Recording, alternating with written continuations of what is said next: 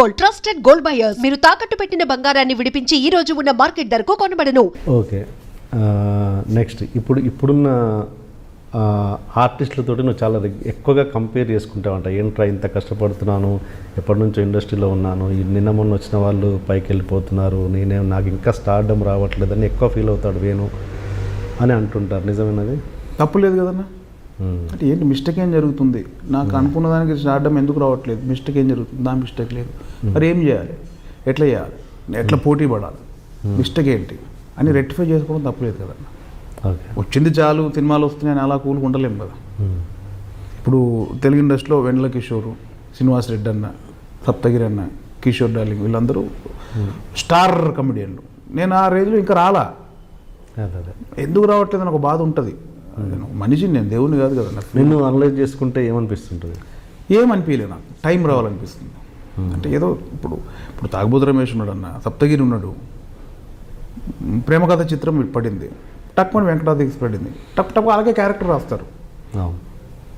So అలాంటిది ఒక time రావాలి, అన్ఎక్స్పెక్టెడ్గా ఒక బ్లాక్ బస్టర్ హిట్ పడాలి. ఓకే, పడితే టక్ 10 సినిమాలు వస్తాయి, అందులో మళ్ళీ ఇంకోటి పడుద్ది.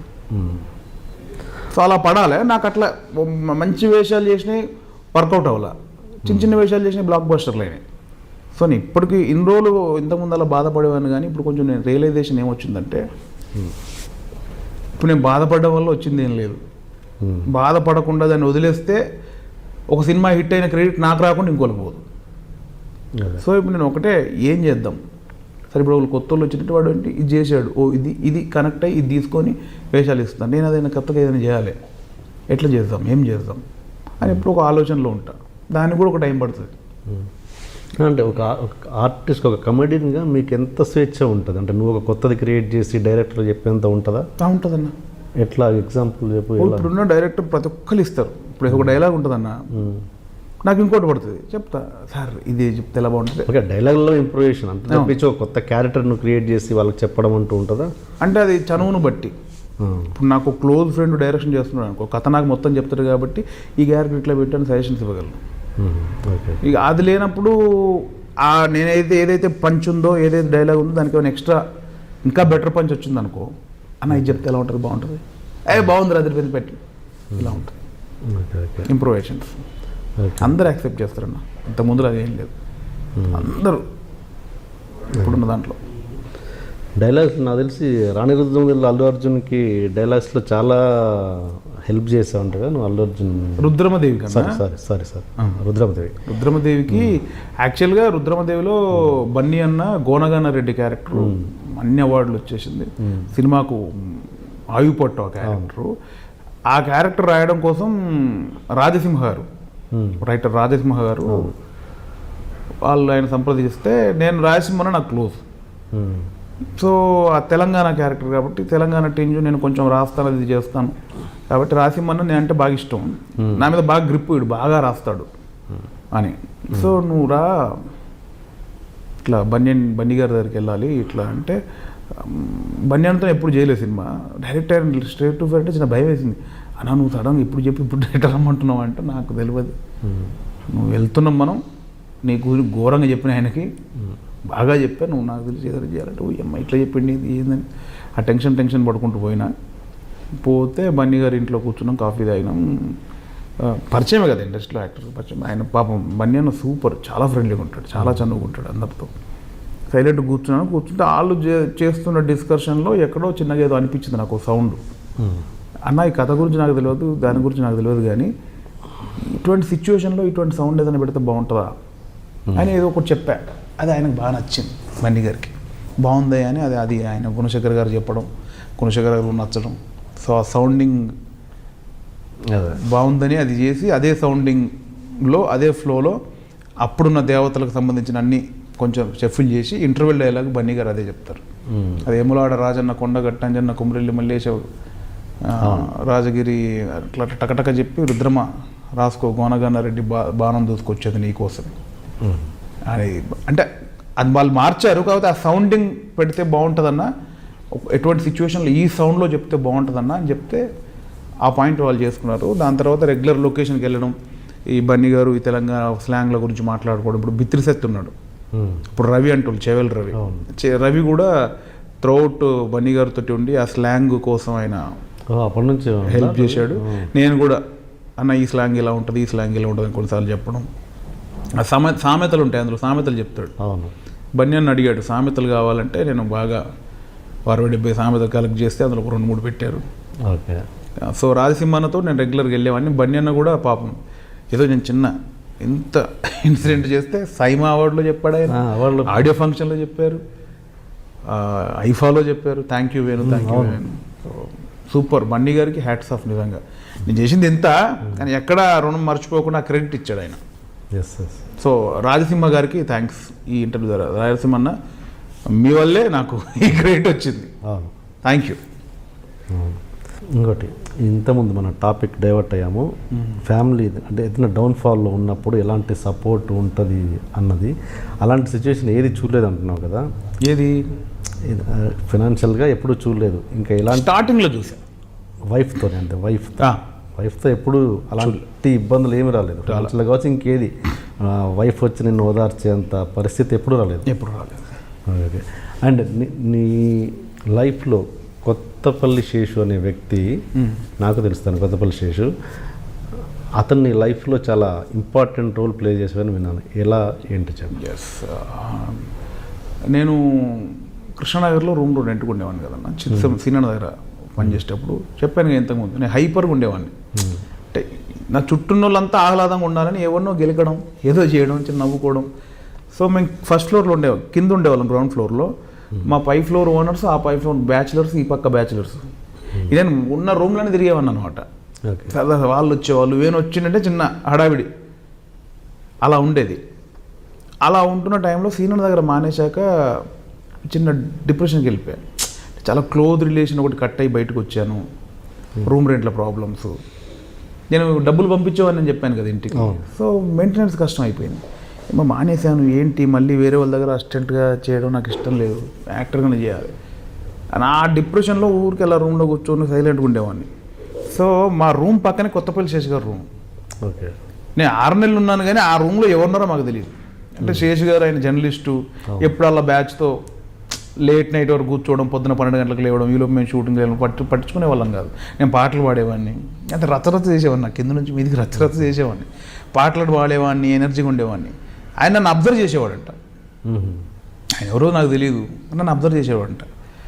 వన్ ఫైన్ డే నేను ఇలా డల్గా కూర్చుంటున్న పీరియడ్లో ఆయనే వచ్చాడు. ఏం తమ్ముడు బాగున్నావా అంటే, బాగానే ఉన్నాను, మేము పక్క రూమ్లో ఉంటాం బాబు. అవును అన్న, రండి.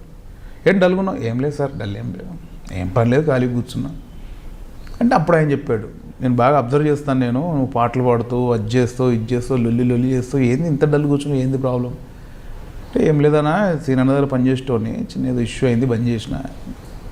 ఏం చేయాలి, ఖాళీగా ఉంటున్నా, పిచ్చిలేసిపోతుంది, ఏం చేయాలి అర్థమవుతలేదు, అందుకే అంతకుమించి డల్ ఏం లేదు.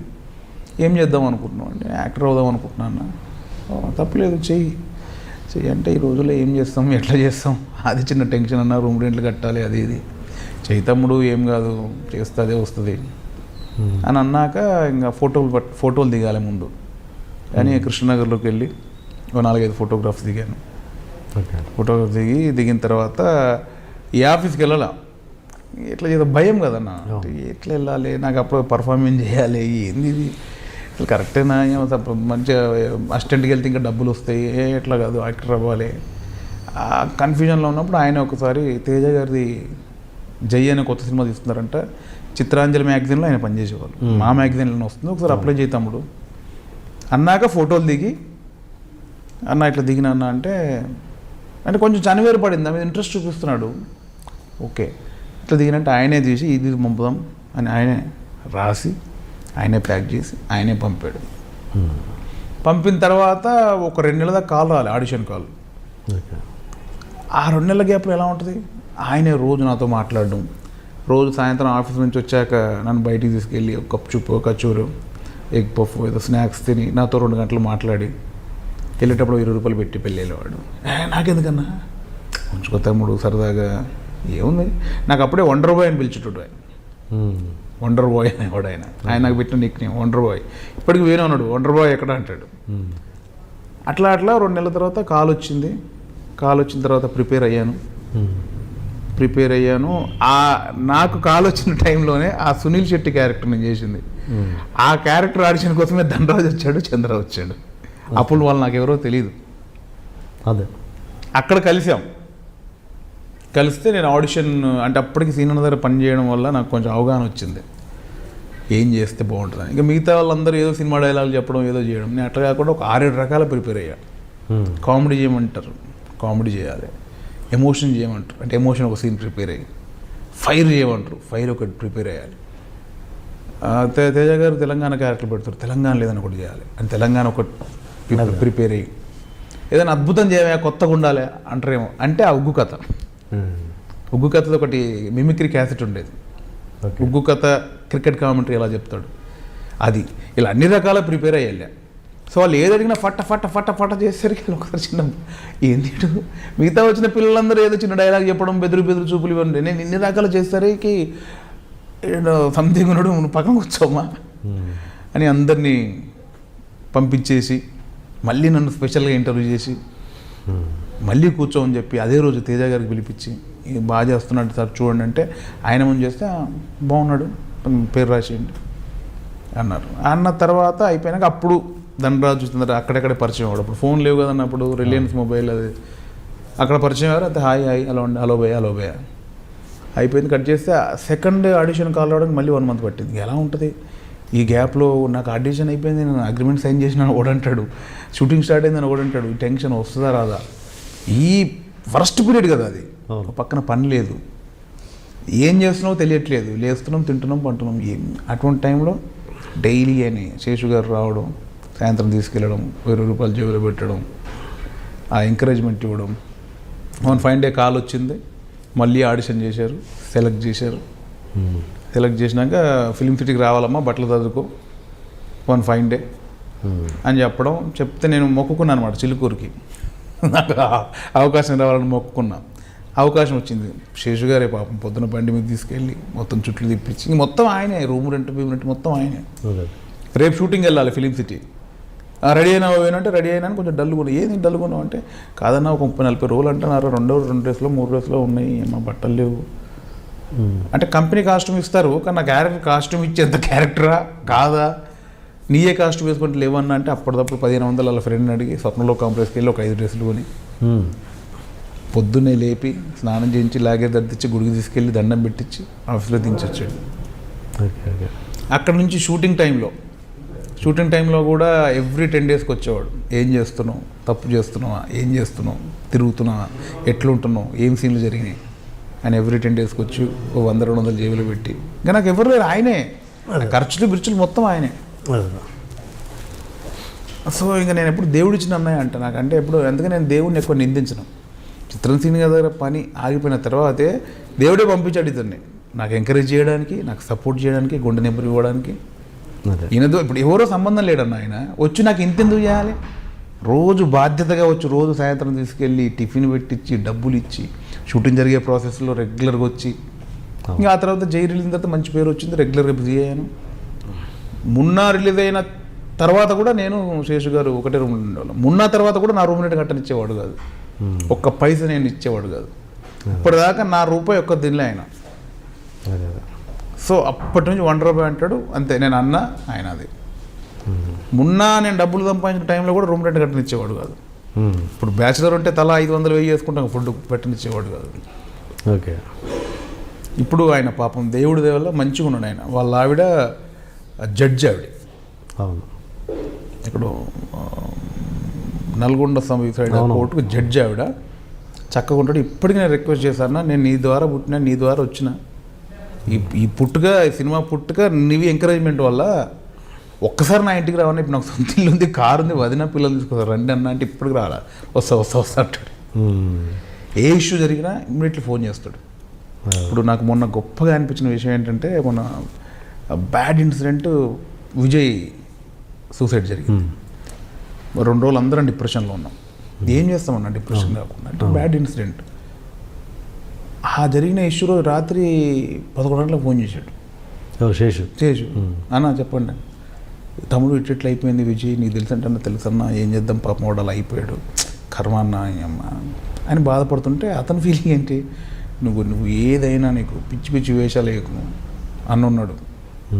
ఏ ప్రాబ్లం ఎక్కడన్నా రాంగ్ నాకేం చెప్తున్నావు చెప్తున్నా, నువ్వు ఎక్కడో తిరుగుతుంటావు కదా, రాంగ్ డిసిషన్ ఎక్కడ తీసుకోవద్దు, నువ్వు ఏదైనా చేస్తే నా మీద ఒట్టే అని ఫోన్ చేశాడు. అదే అందుకే నేను దేవుడు ఇచ్చిన అన్న అంట.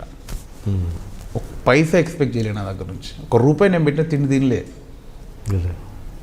సో నాకంటే నేను కరెక్ట్ ఒక మంచి సీనియర్ దగ్గర మంచి ఫ్లోలో మంచి సరదాగా వెళ్ళిపోతున్న టైంలో చిన్నగా బయటికి వచ్చి డిప్రెషన్లో ఉన్న టైంలో సంబంధం లేని వ్యక్తి వచ్చి నాతో అలా ట్రావెల్ చేసి బిజీ యాక్టర్ అయ్యేంతవరకు ఉండి వెళ్ళిపోయాడు. సరే ఓకే. ఆయనకి ఏమన్నా ప్రొఫెషనల్గా నీ సైడ్ నుంచి ఏమన్నా హెల్ప్ చేసి అడిగాడా? నువ్వు చేసే ప్రయత్నం చేసావా ఏమన్నా? డెఫినెట్లీ ఎప్పటికైనా చేస్తా, కానీ ఇప్పటివరకు అడగల. ఒకసారి ఆయన ఖమ్మంలో షార్ట్ మూవీస్ కాంపిటీషన్ పెట్టేంతప్పుడు నువ్వు గెస్ట్గా రావాలంటే వెళ్ళాను. ఓకే. దాని తర్వాత నన్ను ఎప్పుడైనా అడగలే ఆయన. బేసికల్గా అడిగితే డెఫినెట్లీ ఎప్పటికైనా చేయడానికి ముందుంటాను. And for more videos, Please subscribe to iDream. Please subscribe to iDream. Please subscribe iDream. And please subscribe to iDream. For more videos, subscribe to iDream. please like, share and subscribe to the channel. Congratulations, iDream. Subscribe to iDream. Subscribe to iDream. So subscribe to iDream Media. iDream ki iDream team andarki huge congratulations. Please subscribe iDream Media. Please subscribe to iDream. Subscribe iDream. Please subscribe to iDream. iDream అంటే నా కళల channel subscribe చేసుకున్న నోరు తిరుగుతలేదు, మీరైతే గంట గుర్తు కొట్టండి. For more such videos, please subscribe to iDream.